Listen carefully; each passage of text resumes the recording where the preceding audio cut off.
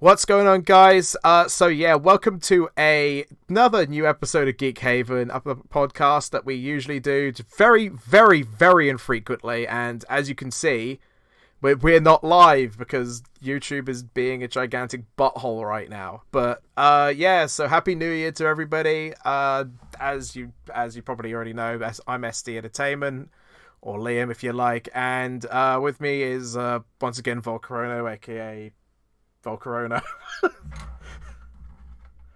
That is your name now. I'm making Volcar-OHNO your actual legally biological name now, and that is what's happening. Well, shit, I gotta schedule a DMV appointment then. Yeah, you should. It's your name now. But yeah, Oh, fuck. so so yeah, again, Happy New Year's to everybody who's watching this. I hope you got a great year and everything. It's great 2021 and have a great 2022. 2021's been a time. It's been definitely a time for us, hasn't it? That was your cue to start talking. No. She's being sassy right now, but yeah, no different to normal, but yeah, yeah, like I was saying, it's been 2021's been like a moment. It's been a lot better than last year. Like last year was probably the worst year I've had in a long time. But this year's been pretty good. There's been more ups than downs, I'd say that. Like even then I've like started properly trying to get into music. I feel like my editing's gotten much better personally, even in this year, and more You great keep game. saying this year as if we're still in 2021. Well, last year, I know it's weird. I'm not used to this. 2020 was an okay year. 2021 worst years for me. Even though there was a lot of good mentally and emotionally, I was consistently not in a good place, I'd say. And I will say, like, I'm not going to go into detail because a lot of shit happened, but I did lose a lot of people, or I dealt with a lot of pain, and it was difficult. It got to a point where I didn't want to play video games. And Liam, you understand how bad that is, considering Yeah, when you met me, I was an avid gamer. yeah. Ugh, gamers. They hate They. I don't know. Sorry, I had to So edit. cringe. Such cringe. Epic cringe. No, yeah, that's. I did notice like a lot of cases where you were like that. Like even points as well when we tried to set up one of our series, which is also on which is also on the current channel. You are seeing this right now, called Mario Party War. It's a fun set. No, I'm not going to get into any of that sponsorship talk, but yeah, like even when I tried to like arrange Mario Party Superstar sessions, like even then, like there were a lot of cases where you were not into it, and even then, like when you That's got not me. yeah, that's not you at all. Like even then, you were the person who got me that game, so we could play together actively. And yeah, but there, it was. I feel like with this year, with this current year at least that we've just gone into 22. I feel like we can just probably like. I'm trying to work on a lot. I agree. We have to just start new. One of my friends, like you're helping me.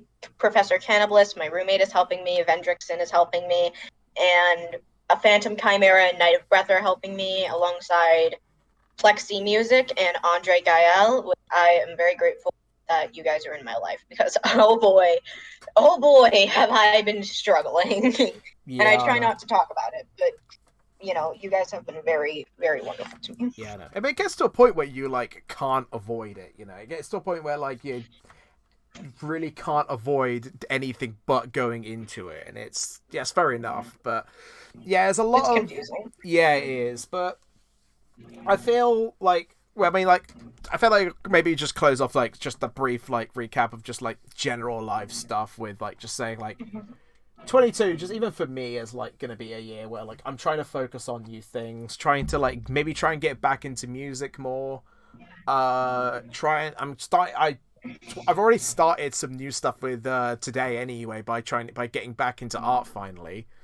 Um And then even then, I do 100% plan on many more things. Like, even with wrestling stuff, like, I'm getting further and further into one of the biggest shows in the community as a whole. And even then, like, I'm even joining new stuff and trying new things as well. And I'm really looking forward to that, especially. But yeah, so I think with 2021, I think we should probably try and get into something a little bit more, just a little bit more upbeat, because we've spoken a lot about some of the worst parts of the year, and I think even a lot of people have kind of had the same sort of trend that it's been crazy. It has, yeah, but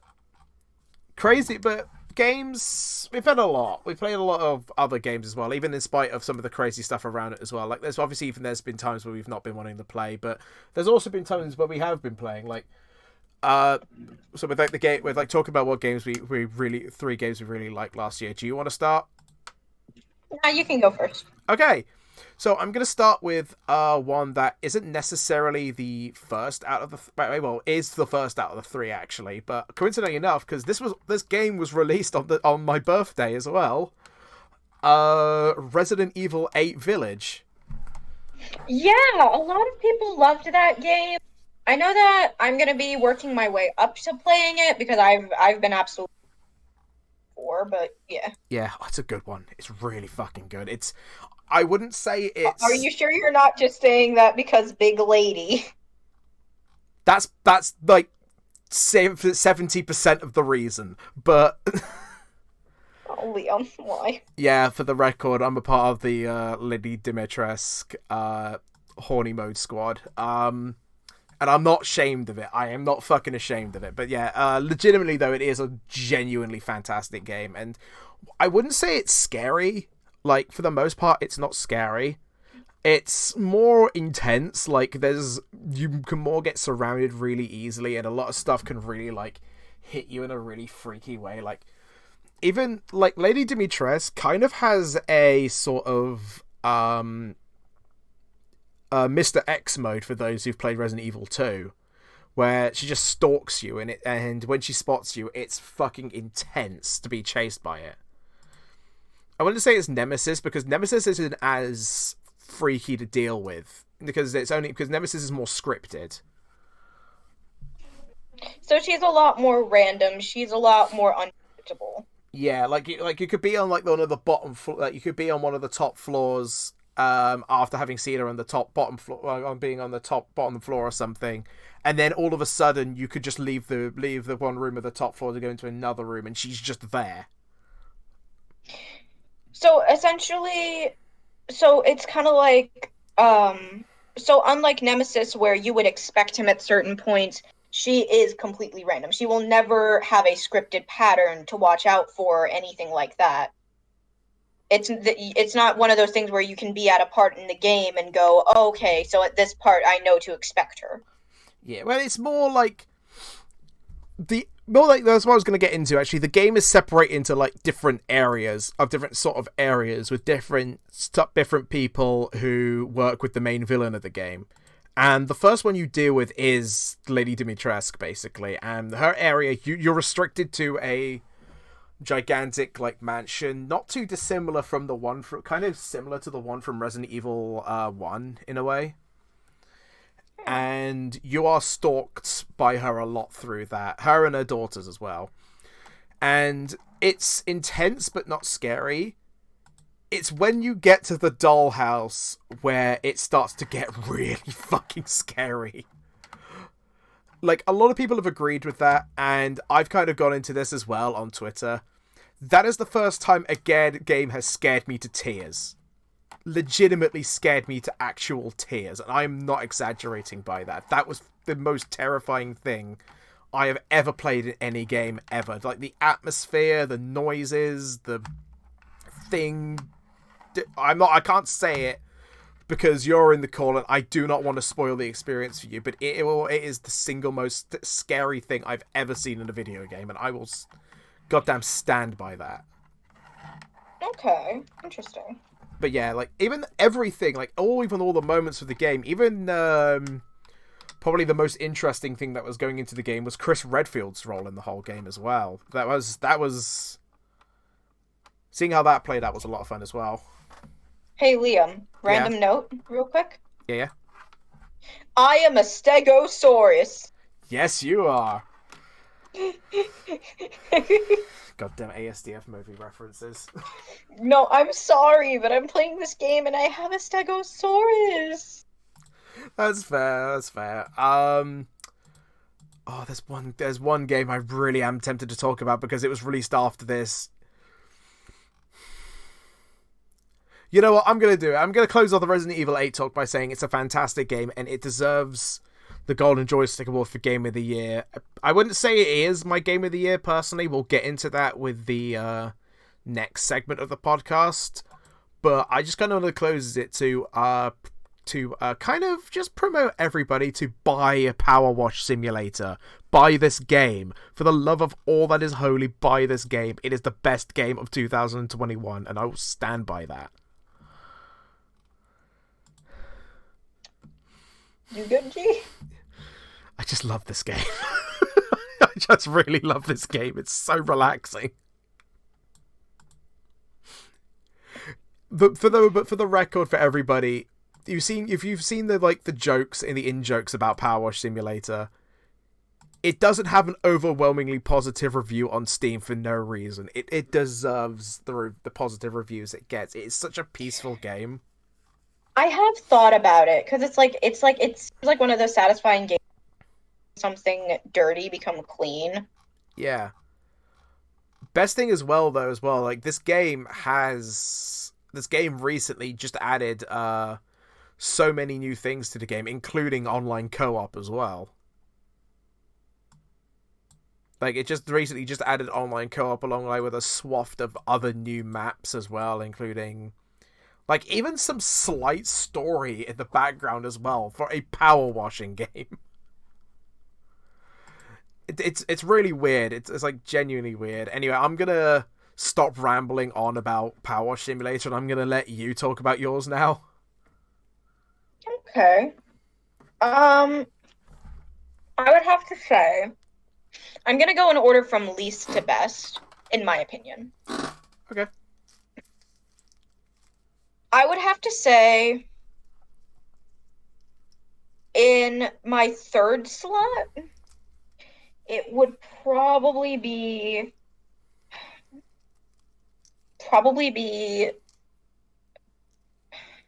See, and this is where I start fighting with myself because it's like I know the 3 games that I have, but I can't rank them, so fuck it.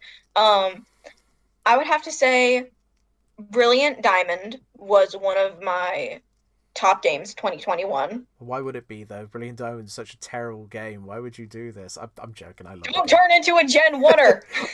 I'm joking. Everybody watching this, don't take that seriously. I fucking love Brilliant Diamond as well. I'm not gonna put it on my top 3, but of my 3 games that I'm gonna talk about. But I do love the game a lot.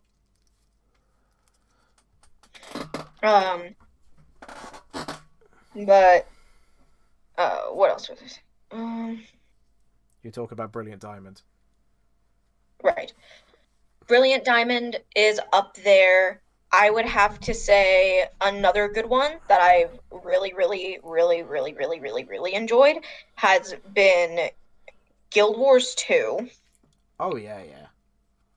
And of course, I'm pretty sure anyone who knows me has been expecting this one. Dead by Daylight is my number 1. Of course it is. But yeah, I mean, Guild Wars 2, I've honestly been wanting to get back into that for a bit, and thanks to a good friend of ours, Vendrickson, who is awesome, by the way. Like, go and sub to him as well. You can find his link in the description of episode 5. Yeah, genuinely, like, I never thought I would get... I never thought, due to events that occurred, I didn't think that I would ever get back into playing the game again. Like, honestly, it's something where I just thought like it would be a franchise like I'll get back into it, and then like after playing it again and starting to like an incident, I was like, I don't even want to go into this anymore, and then I got back into it again, and I'm loving it honestly a lot. Oh yeah, it's a great game, and a lot of people get really surprised at the games that I play because Brilliant Diamond, Guild Wars 2, and Dead by Daylight, they might have some basic similarities, but you cannot look at them and tell me that they are too much alike. They are completely different games. Yeah, because it's with RPGs. Like one of the games I did try and play a lot of in 2021 was Final Fantasy 14, and I like the game. The game is fantastic, and it does deserve the love it gets. But it comes with the caveat, and I'm going to potentially offend a lot of people here, and I apologize for this. The fan base is incredibly obnoxious. It's got a fairly annoying fan base, and I don't want to say that because it's all because while a lot of the fan base is really annoying, the fan base is also really dedicated. Like, they are some of the most chill people I've ever seen in my life, and I've seen little to none of the community that's awful. Like, the creativity some of the people have in that is amazing. Like, I was casually walking through one of the areas, and I saw somebody playing, like, a full street performance. Like, just, like, an actual full street performance in the game with one of their instruments. Like, they were playing goddamn Through the Fire and the Flames on the guitar, and it was amazing. Yeah. And then they followed that by playing All-Star, and I was like, this is the greatest game ever made. But... Hold on, Liam, hold on. I have a meme that if you read it and you don't understand what it is, I'm going to be disappointed in you. Yeah. What is it? Hold on, I need to get the meme real quick because I had Ven resend it to me. Oh shit!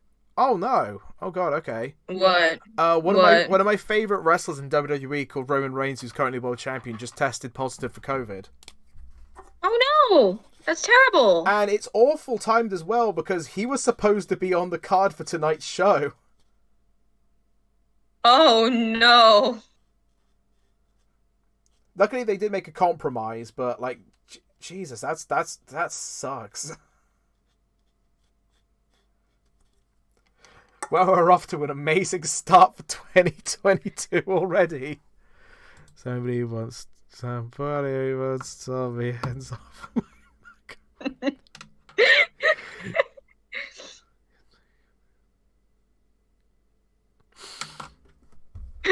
The more I read it, the more deeper this goes.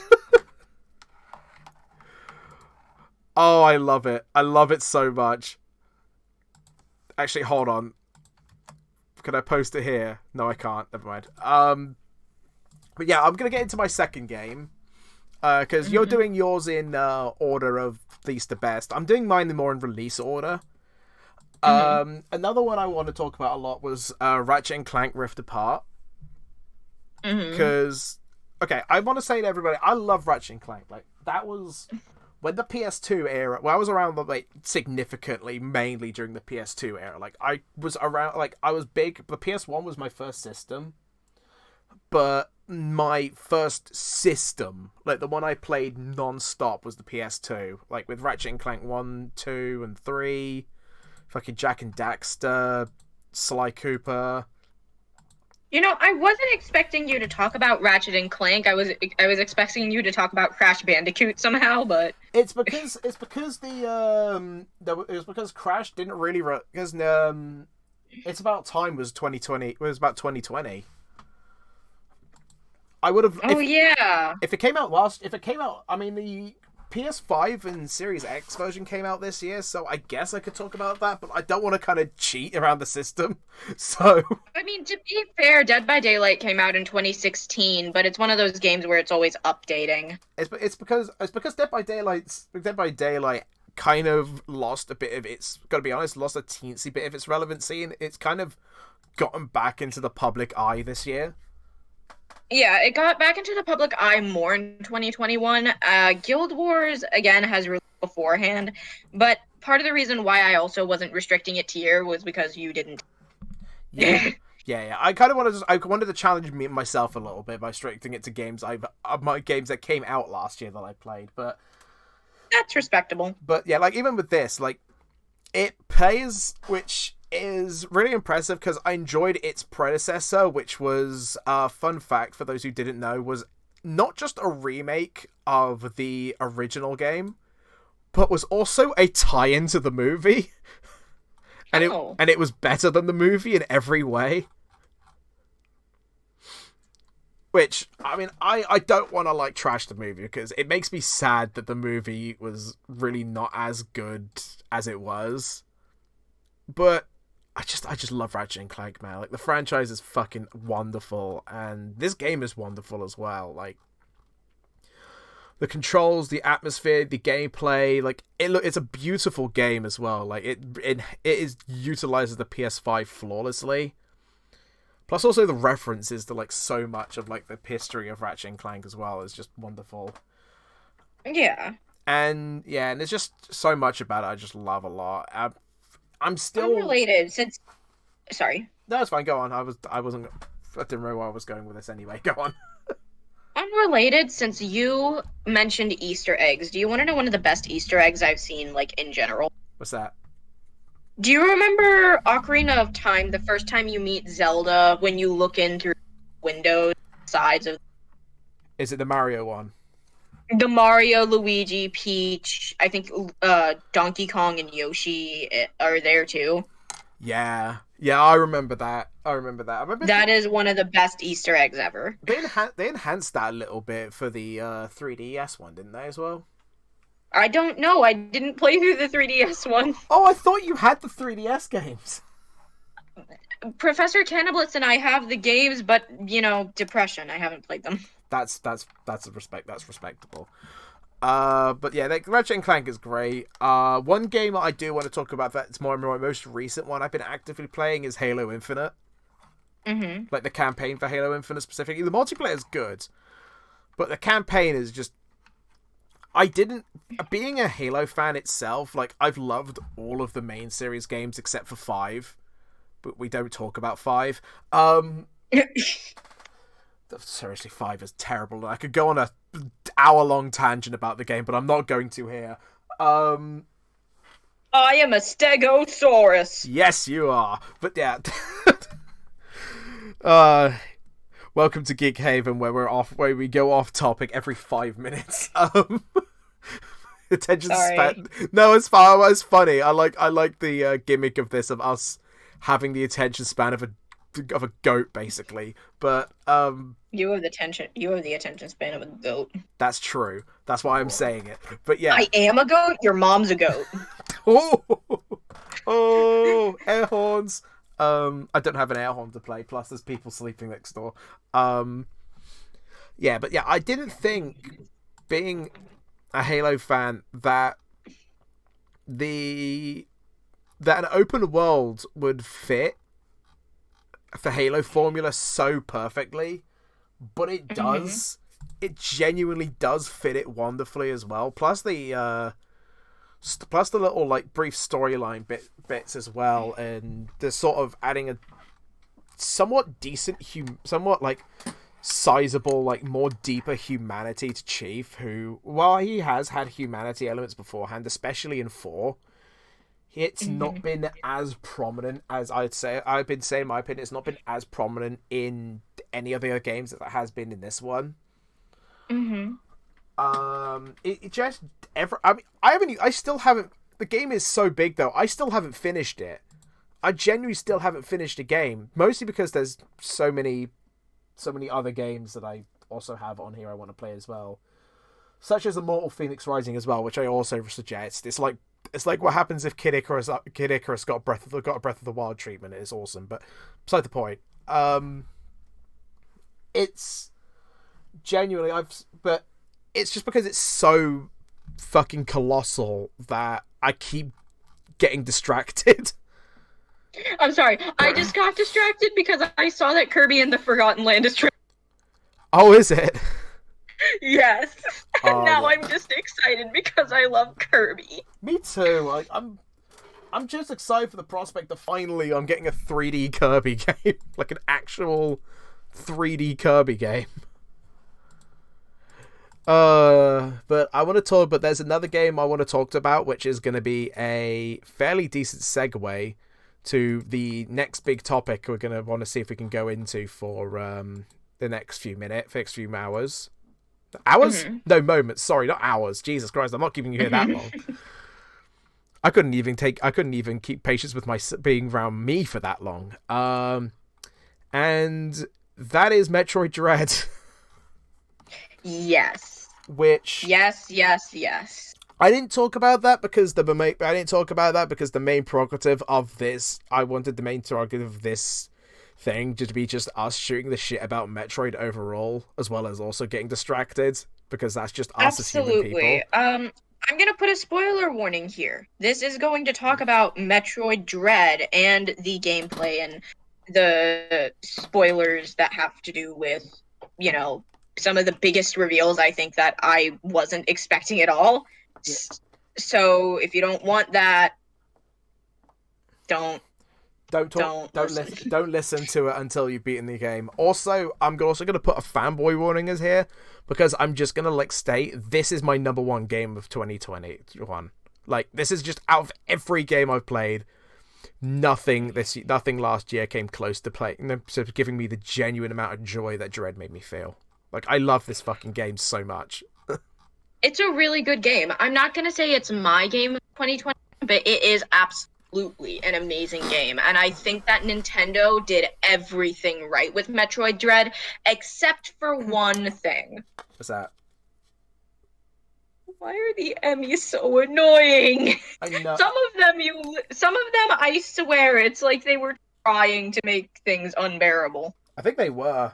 That's the point. I think that's why I've had just not arguments, but I've had discussions with people about this where they say, why are the Emmys so fucking difficult? I was like, okay, I can answer that question easily for you, and I can give you some good insights on this. Like, okay, yeah, they're supposed to be difficult. That doesn't make it any better. Oh, but no, anyway, that's true. I was like, but somebody said that's like, why are the Emmys so difficult? This is so bullshit. It's like, okay, I can give a very simple response as to why. It's like, okay, cool, give me it.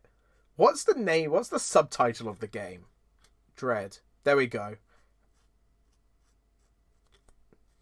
But so what? You're not going to give me any insight on that? Nope. That's it. Just it's called Dread. That's why.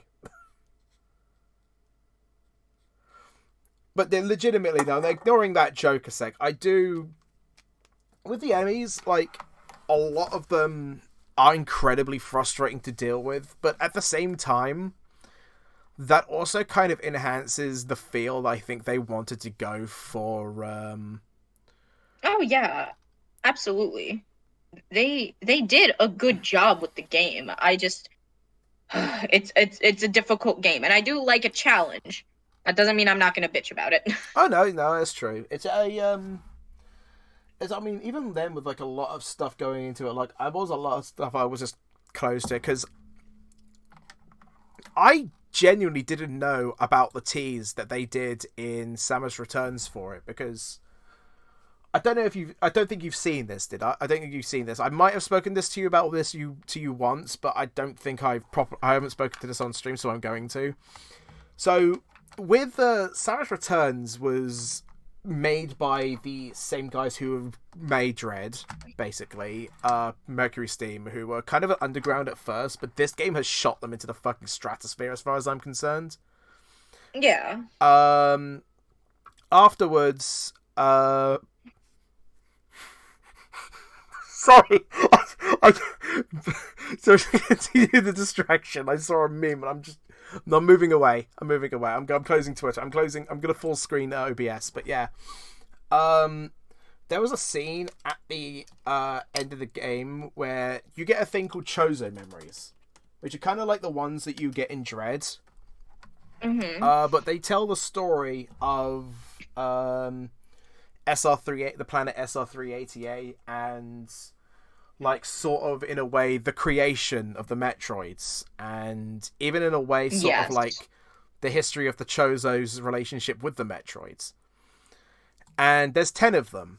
And once you collect all 10, it goes to show the 10th one, and just shows a bunch of Chozo leaving the planet, until it plays just an actual jump scare noise, like a shrill, horrible jump scare noise, before cutting to a very droning background noise with a very quiet heartbeat in the background, showing a red faded view of Ravenbeak,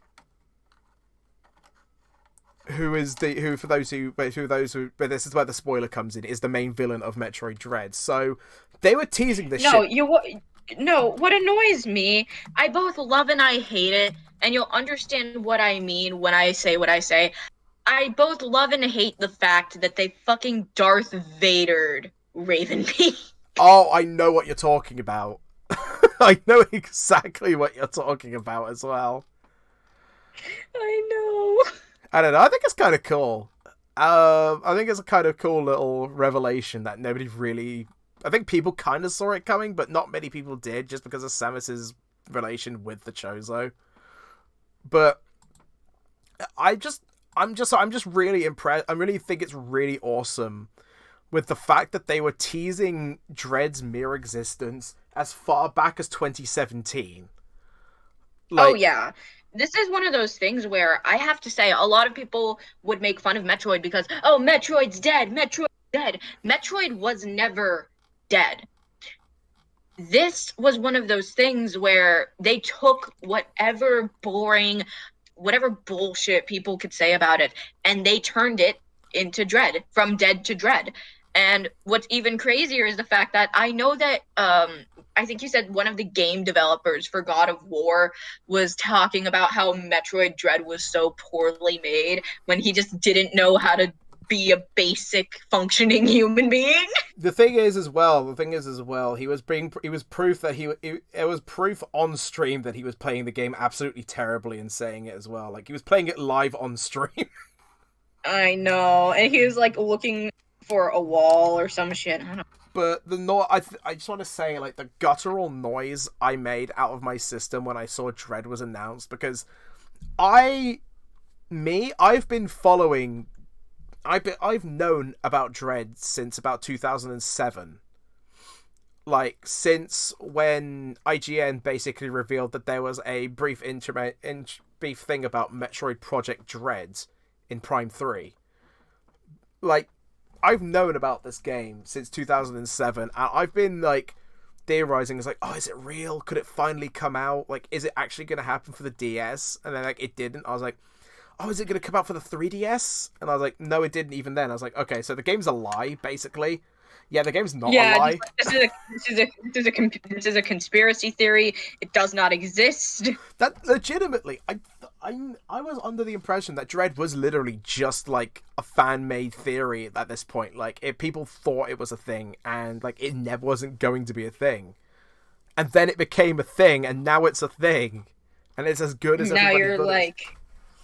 Now you're just like, I was right and you were wrong. I would wed this game. Anyway.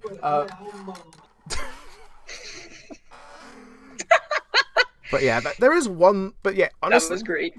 It was good. But honestly, I'm gonna be honest, and this is an opinion I share with one other person. Some call me Johnny, who, while I don't agree with a lot of his reviews, he is a very good reviewer and he does his job well. There's one thing I kind of do agree with this, and while I adore the ground this game walks on, it kind of feels like a bit of an over-apology for Other M.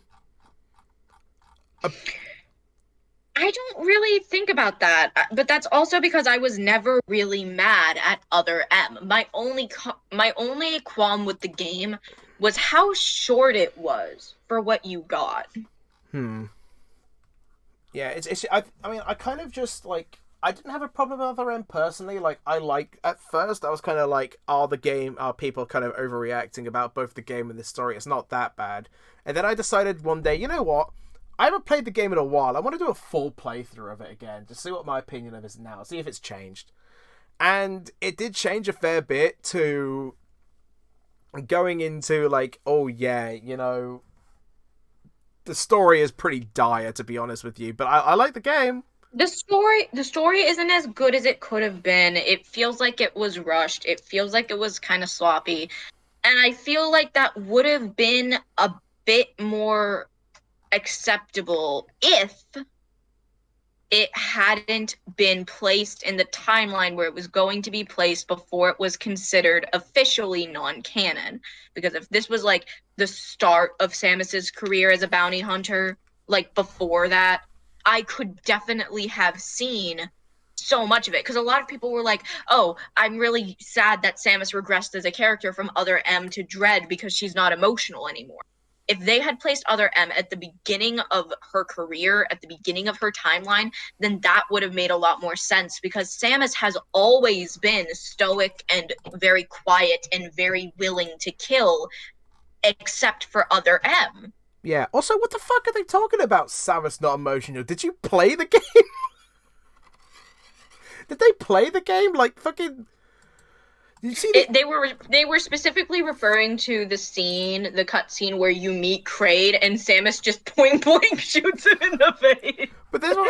I mean, I like that just because of the fact that it was Samus pretty much just saying, "Oh, it was funny. Just are you not dead yet? Just fucking stay dead, please." Like, but but Samus does show good emotion at various points in the game. Like even when I don't remember what they chose those name that helped Samus and then died in front of her mid game. I don't remember what his name was.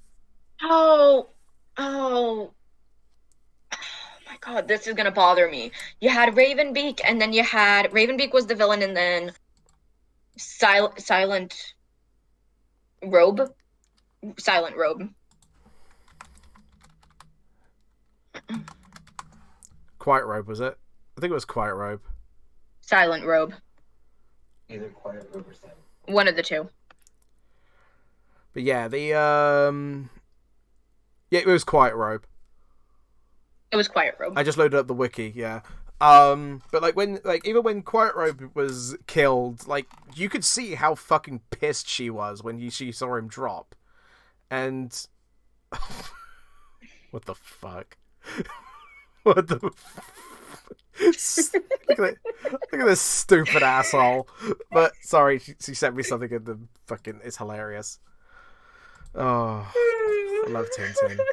But yeah. So she was pissed, and that's another thing too. Is anger is a very valid emotion to show for someone like Samus, who cannot afford to be broken and cannot afford to be sad in those situations, because if she is, she would fucking die. Yeah, and even then, you say she has she's no emotion in the game.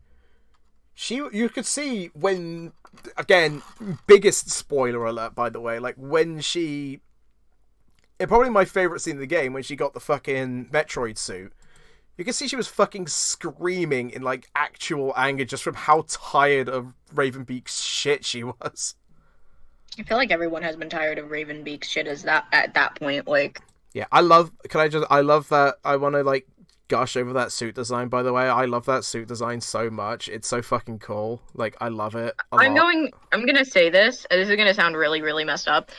Another spoiler, by the way. I knew when Ravenbeak took over the ship, I didn't know who Ravenbeak was, but I knew who took over the communications immediately, because of the fact that I knew Adam well enough to know that Adam would never stop referring to Samus as lady. And then all of a sudden you just hear Samus is like, nope, nope. It's I'm not gonna say. I was gonna say it. I got close to saying what you think I was gonna say. Hold on. Say that louder. Seems sus. Sus. Okay, he said what I was going to say anyway. Right, cool. I'm glad somebody do the noise. Dun dun dun dun dun dun dun dun dun dun. There you go. I don't have my soundboard connected to my. Damn it. To my thing, so that's why I'm not doing it. But you'll get it. You'll get it in episode 7. But yeah, yeah. Even then with that, just everything. That's that. What was that if not emotion? It might have been the Metroid DNA, obviously, enhancing her to get her like really fucking pissed off, but like I think my big question with just this in general is like, what the hell's next? Like how can you follow that? You know what would be really cool? And I've talked to people about this, and they've been like, that wouldn't be cool, that would be wrong, because I understand not wanting to quote-unquote write Samus out. Samus has been the face of the Metroid franchise, aside from the actual Metroids, for a very, very, very, very, very long time. So writing her out wouldn't be right, but at the same time, I feel like if they did bring up another threat in the Metroid universe, which wouldn't have to be Metroids, if they brought that up and just had Samus going after that, where would it end? What I would like to see is a continuation of the Metroid universe with a different hero and a different enemy, because I do not feel like Samus should keep being put through this repertoire until it becomes tireful. Yeah, I mean, it's I do remember though that they did say like even though Dread is the finale of Samus's relationship with the Metroids, I think they said pretty much like Samus's story isn't over. It's just the end of the story with the Metroids itself. I hope that they do well with that, because that can be potentially troublesome. Because like I said, I do worry about how tired out things can become. And that's not to say that I feel like it's going to be a completely bad idea. It's just that you have to take things like these carefully. Keep in mind the fact that Dragon Ball has been going on for a long time, and one of the reasons it had a dip in quality from Dragon Ball and Dragon Ball Z is because Toriyama kept going. And granted, he became a Discovery writer, which Discovery writing is not exactly the best option for anything, but I don't want that to happen with something like Metroid. I know they care dearly about Metroid, so that's a bit less of a worry for me, but still. Yeah, that's fair. I mean, there is one thing that I just remembered actually that we were talking about. If it doesn't get out of if it gets out of development hell and retroactively and they actually show something of the game to have a release date for it. Remember, Prime 4 is next technically. Bro, Prime 4 would be so lit. Like, I do remember, like, they announced that in a update video that initially Prime 4 was, like, developed by in-house at Nintendo. They didn't specify by who, but they just said in-house by Nintendo before they decided, you know what, in its way, it's probably not great. So they gave it straight back to Retro, who done the original trilogy, and I am a Stegosaurus. I swear to God. I'm sorry. That's gonna be the new That's gonna be like your Amogus thing to me. Yes, just I am a Stegosaurus. But yeah, I'm fucking dumb. How would you turn me into a Stegosaurus? You can find a way. But yeah, Magic. Disney's favorite cop out is back with a vengeance. Magic. I was gonna say the Gathering. Magic the Gathering? Well, shit. That makes more sense. God damn it. Oh, but did you hear that? Oh. Right, hang on. While we're on the topic of this, like the main series games, I wanted to. This is going to be going into again controversial territory. I want to defend something about Other M a sec, because we were on that topic earlier. Which part are you defending? Adam? Because I think that Adam was a really good touch to the game. Oh no, I'm going to be honest.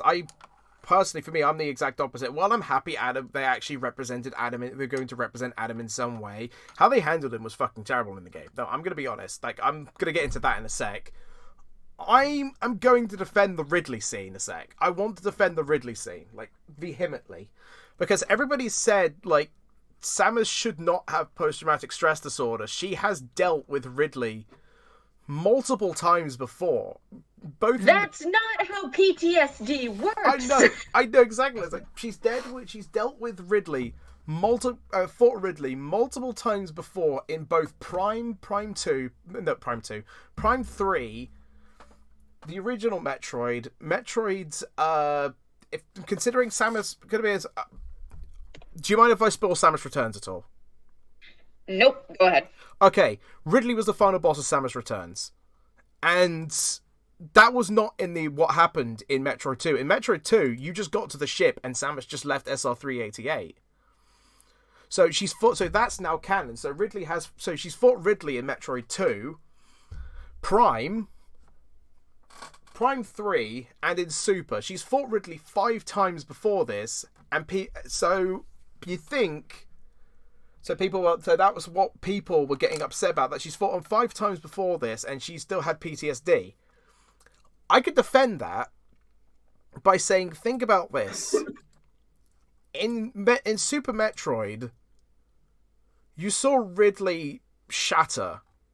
You saw Ridley completely dissipate, his entire being dissipate into nothingness. Like, completely dissipate into nothingness. She thought she finally got away from Ridley. Like, she thought she finally escaped Ridley, like, permanently done, nothing. The thing that killed my family is dead, gone, not coming back. How would you react if you saw the thing that killed your family, or what killed your mother and father, and pretty much nearly destroyed your entire planet, alive and well suddenly out of nowhere after thinking he's been dead and died with the planet? How would you react? Exactly. I'm going to say this. I am not diagnosed, but I know people who have PTSD, and I have some symptoms of PTSD. Is that the right phrasing? I have symptoms? I call them red flags. Here's the deal with PTSD. It doesn't matter how many times you go through something, your brain might be wired a certain way to help you get through that trauma as you grow and advance and cope. But guess what? PTSD doesn't go away, and PTSD will affect you. Something like Samus, especially with what Samus went through, it makes perfect sense for her to have PTSD specifically against Ridley because of what happened to her. And for her to... Oh, yes. Yeah, she's dealt with a lot. Ridley was one of the worst things she's had to deal with, and seeing him time and time again might have desensitized her, but that doesn't get rid of her PTSD entirely. That's why that argument is bullshit. Psychologically, that's not how PTSD works. Okay? Yeah. I mean, I can kind of, in some way, I can kind of, in a sort of minor sense, see where the people who do criticize that scene can be coming from, just because of the fact that at the same time, she has also seen Ridley die in the original Metroid / Zero mission, and also in a way Prime 3 as well. So I can kind of, in some loose sense, see where they're coming from. But at the same time, that's where my defenses come from again. With those games, Planet Zebes in the original Metroid didn't blow up. Like, the planet wasn't destroyed at the end of the original Metroid. In Metroid 2 / Samus Returns, Ridley definitively survived. In Prime 3, Ridley at least was left open to being still alive so he can come back in Super. In Super, his remains blew up with the planet. That I can... And didn't he still come back after that? Yes. Because I don't fucking know how Ridley's goddamn DNA works. It's confusing bullshit. It's weird. It's really weird. Ah, damn. Like, it's weird stuff. I don't, as a game itself, like, the story itself, I don't hate Other M as a game. Like, as a game, it's fun. It plays a lot like the Ninja Gaiden games, because it's made by the same company who did the Ninja Gaiden, the Ninja Gaiden games, Team Ninja. And as a game, it's awesome. Like, as a game, I do enjoy it. But as a story, just... Yeah, it definitely could have been better. I feel like one of the major things that they messed up is how rushed the storyline felt, because the idea that Mother Brain could have been reprogrammed or remade for a certain purpose, that is a badass storyline. That is a fucking awesome storyline, especially with how they designed the host of what Mother Brain was. And what's even crazier is they could have gone deeper beyond that. They could have made things so much better if they'd taken their time. Yeah, I 100% agree with that. Yeah, it's like it comes down to just the. I mean, also it comes down to also the fact that I think it was Sakamoto himself when he was working on Other M itself to characterize Samus the way she was. Like, it wasn't Team Ninja's rhetoric. I think if I remember correctly from a retelling of the development of this game, it was I'm pretty sure Team Ninja wanted her to be portrayed much differently to how she was, and even Jen Taylor, who was the voice of Samus in the voice of Samus's grunts in Metroid Prime, was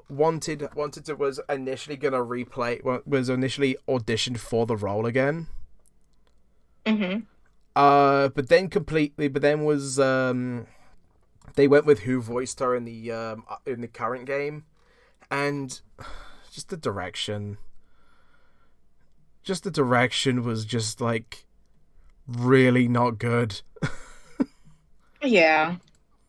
Even like the mass spam with the mass spam of the meme of Samus uploading a video saying my longest shout of the baby ever. Fucking saying the baby every 3 seconds. So I'm getting into ranty mode now. I don't want to get. I told myself I wouldn't do this to Other M.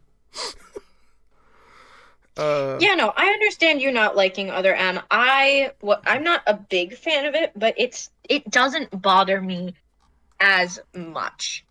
You know, a series that I love for the lore but hate for the gameplay? What's that? Five Nights at Freddy's. I love the lore. I hate the gameplay.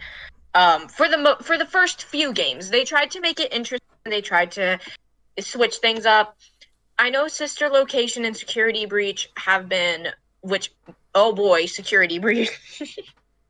Yeah, I've seen this stuff with that game. I'm gonna get it anyway, just because I do want to give it a try. But like, I've seen the stuff with it.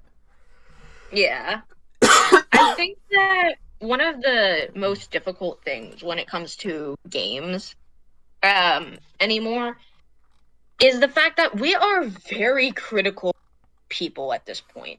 And if you're an established company, then you have standards thrust onto you that you might not be ready for.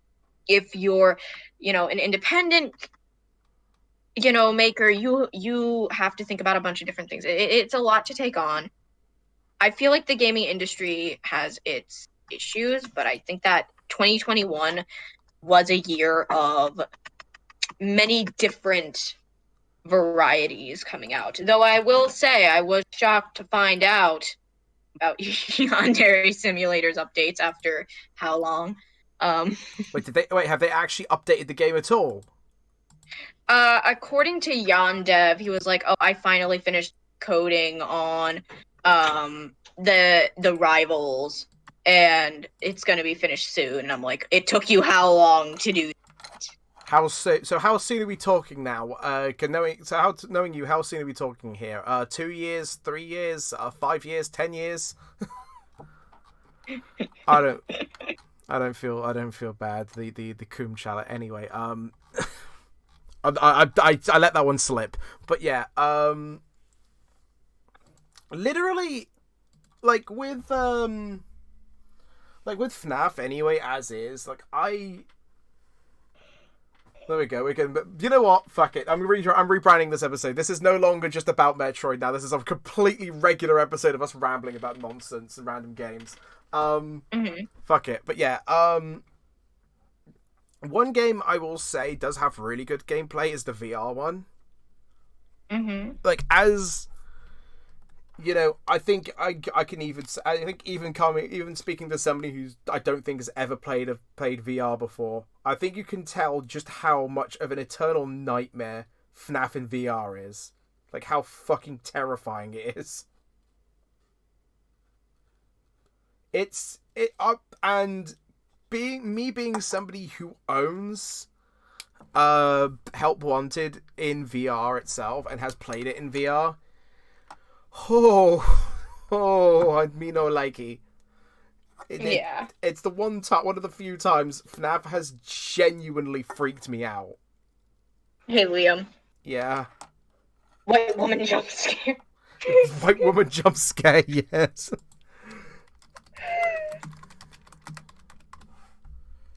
Also, okay, I'm gonna ask you this.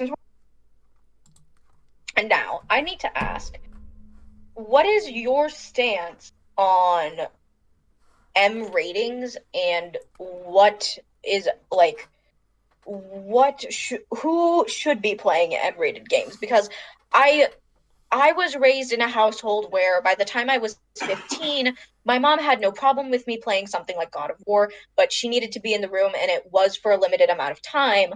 So I'm curious where your thoughts lie on that, because it's become more and more common that you'll see kids, younger than 13 playing M-rated games, and it is a little disturbing. As somebody who's a big player of Call of Duty back during like the Modern Warfare 2 days of like 2009, Mm-hmm. I was Are you going to a store? I was not of the age that should have been. I will admit, I was not somebody who was of the age that should have been playing Modern Warfare 2. Like, the game Modern Warfare 2 wasn't 18 plus, and I was not 18 when I played it. But now that I'm older and I think I'm wiser. I don't know. I need a second opinion on that. You have changed for the better. Yeah. Okay. Yeah. Thank you for that. But like, as somebody who likes to like look at things now like logically, and this may sound kind of hypocritical. I'm on the fence now of like, if they do not show the maturity to play a game of that sort, and they're not, and if they're under I say personally, if they're under 16, I don't think they should be playing an 18 plus game. That's just my opinion. I can see how that goes, because I feel like by the time you're 15, you can do trial runs in the room with your kid, see what the game is about, see how much it may be a problem, and then go from there. Yeah, 16 maybe, just because there are some 16 games that I think are fairly that can still have kids still play it. Like, for example, I've already stated this before, but I've been a player of the WWE games since the PS1. Since SmackDown 2 on the PlayStation 1. I've played every single game since they've come out, with the exception of 1 or 2, but I've played every single game nearly since they've came out. 2K19 and WWE is a company that is PG. 2K19 is a 16 plus. So personally for me, I can see kind of an exception. I'm getting a Raid Shadow Legends ad. Oh. Raid Shadow Legends is unlike any other RPG. No, but swear to God, I'm not gonna do that. But yeah, like WWE itself is a PG company, and 2K19 is a 16, so I can kind of give an exception for that. But it's something like World at War, like Call of Duty World at War. As somebody as me, like that was the first COD game I ever played, and that was the first HD COD I've ever played, and that is gory as shit. Like, that is as gritty and as dark and as darkly slightly raw to a World War II game as it can possibly get. Yeah. I feel like I feel like another thing too is it's not a matter of mature. I think that it's a matter of how do I say this? It's a matter of how you process the information and making sure that you actually raise your children. This is okay. This is not okay. Yes, you can take your anger out on the video game because in the video game people aren't getting hurt, but it's not okay to actually go and do these things. That's something where like people talk about how video games are evil because my child did this, this, this, and this. No, you didn't parent your child. You didn't parent your child, and that's your.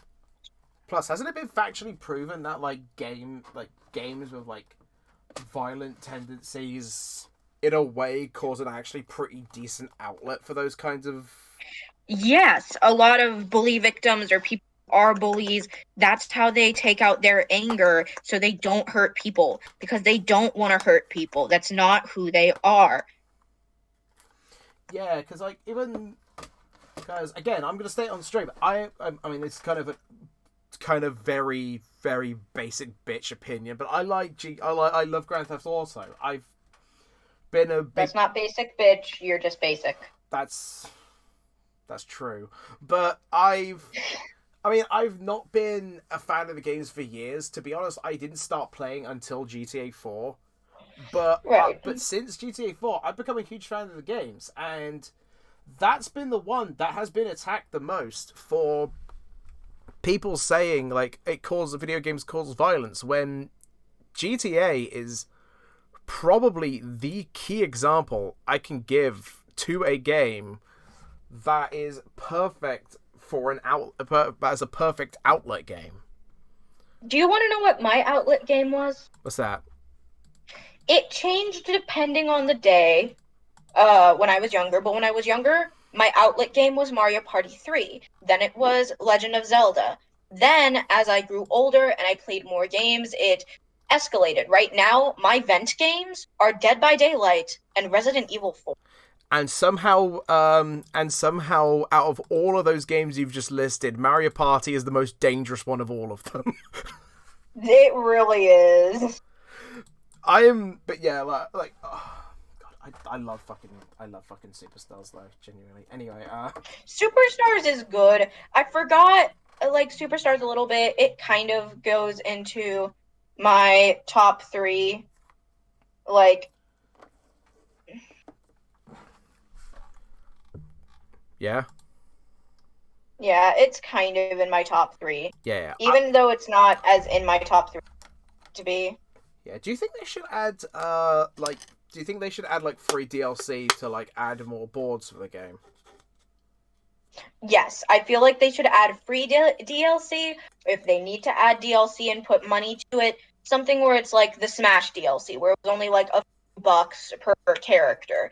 I feel like that would be something that they could do, because I understand that they were working hard to get this out. However, I do feel like just 5 boards will get repetitive after a while, so it's good to keep in mind. Because I just want to see them like maybe add like for like one for the start of the game, they add like the 5 boards from 1, 2, and 3, and then maybe for like a first pack add like a free DLC where initial free DLC where they add like one extra board from all 3 of the games, like an extra board from 1, 2, and 3. I'm calling for Waluigi's Island. I just want that board back again. Stop! That island was hell. It's wonderfully hell. No, it's not. Too bad. It's wear time. No, it's not. It's wear time every day. But no. Every day I'm shuffling. Every day I'm wang. But no. I need to make a song for that. But yeah, like if they add like 1 board from the all 3 of the N64 games, and then like they add a 5, maybe like even then like add like a £5 or $5 or whatever DLC pack, adding like 5 different boards from like the GameCube era, for example. Like 3 board, like some boards from 5, some boards from 6 and some boards from 7. Some boards from 4, 5, and 6. I've forgotten 4 was on the GameCube, to be honest with you. That's how basic I am. I completely forgot it was on it, but yeah, like there's a even then, 20. Even then, I'm just thinking games in 2022. Like, I'm looking forward to a lot, honestly. Like, even a lot of the big ones I've been excited for. Like, even fucking Sonic. Like, I'm so excited for the new game. I really just want the new game now, please. Can you like break into Sega so I can get so you can get me like a demo of like Sonic Frontiers, please?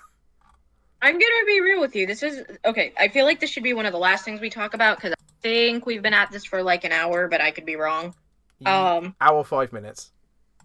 Okay, this is one of the last things that I want to talk about before we end it off because I thought about this earlier, and it's the argument that Breath of the Wild fans are oversensitive because they think every game with a character on top of a hill is a ripoff of Breath of the Wild. Now, I don't agree that it's a ripoff of Breath of the Wild, but shut your face. Breath of the Wild did it first. They took inspiration. Don't deny the inspiration. Maybe, but let's be real. Elder Scrolls did it first. Oh my god, Elder Scrolls did. I'm dumb. But no, I'm legitimately excited for Sonic Frontiers regardless. Like, it's just, the game looks like Breath of the Wild has a wonderful art style, like a wonderful, I'd say like Japanese calligraphy kind of art style kind of thing to it, and it works in the game's favor massively. But even then, the pseudo-realistic style that Sonic Frontiers have is fucking beautiful, and as somebody who like is a gigantic Sonic fan, and I don't mean like Sonic fan of like, oh, I'm a Sonic fan, and there's like, okay, what's your favorite game? Sonic 3, and Sonic 2, and Sonic 1, everything else sucks. No, I even love the games people don't like Unleashed and fucking Forces. Unleashed does not deserve the hate it gets. I will stand by that statement. It doesn't! Unleashed is my favorite Sonic game. I will stand by that, but yeah, I love the pseudo-realism that the game sort of is giving off as well. Like, God, I was realism. We have been trying to advance our technologies for pretty much anything, especially with games, for a while. So I don't feel like it should be this oversensitive thing that everyone's trying to protect. Oh, it belongs to it doesn't belong to anything. A concept is a concept, and you do not own a concept. Yeah, it's not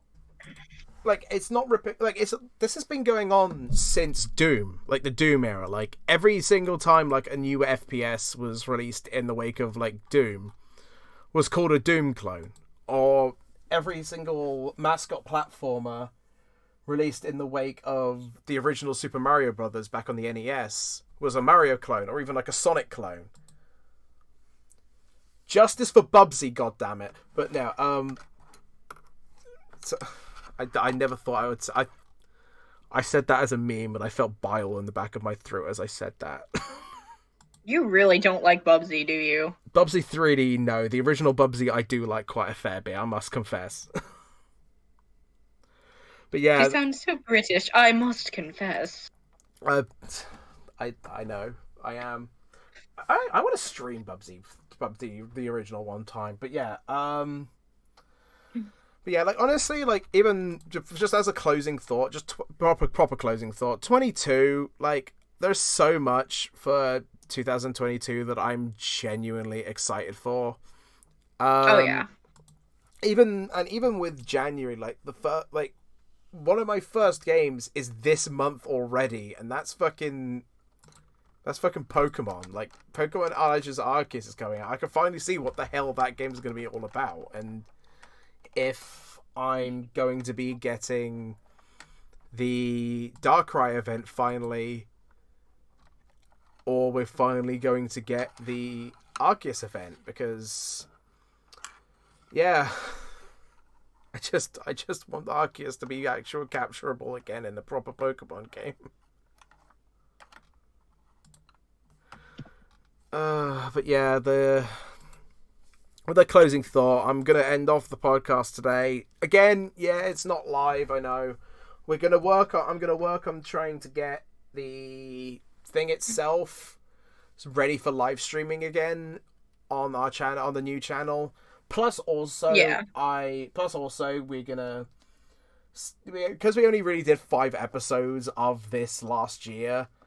Like obviously the entirety of last year from January. I'm gonna see, because I have a lot more time from work now because of how my schedule's been going. I'm gonna see if we can maybe try to get more episodes out. I don't. Yeah. Well, I mean, it might be a little hard for this month, and it might be a little hard for next month, since I'm going to be moving later this month, and I'm going to be settling in February. But due to everything that's been going on, I should be able to actually do more. There's a reason why I've been playing video games more often. Yeah, so like even then, like I wanna, and then even then, there's for this channel as well, because this is kind of call this kind of an introduction to the new channel, because because other content were kind of just re-uploads from my channel SD Entertainment, but I'm gonna call this like a rebranding of a new era for this channel, because there's going to be more stuff coming out for it that's not just Geek Haven and Mario Party War. There's going to be more. I want to try and see if I can bring out more like further content, like co-op stuff and a load of other shit. That's going to be fun. You know who you should talk to? What's that? See if you can contact Breton Boy, since you are more of an editor than an artist. He has been looking into collaborating with people who aren't artists on non-music stuff. Definitely talk to him. Okay, yeah, definitely. See what he would be down for. Keep in mind, you guys are in the same time zone, so you might actually get a response out of him. I know. Breton, if you hear this, I love you. I love you. I swear I love you, man. I know, it's good. I can finally speak to another British man, and I can actually understand what he's saying. Shut up, you're British. No one cares. I mean, to be honest, with most Americans I speak to, I kind of just wing it anyway. But yeah, so I promise I love you, Liam. I know. I love you too. But yeah, so that was that for today. Thank you so much for watching, guys. Do subscribe to the new channel. More content will be coming out over the course of 22 and beyond, as long as we do this. And yeah, see you whenever we do another episode for this. Take care and au revoir. Bye.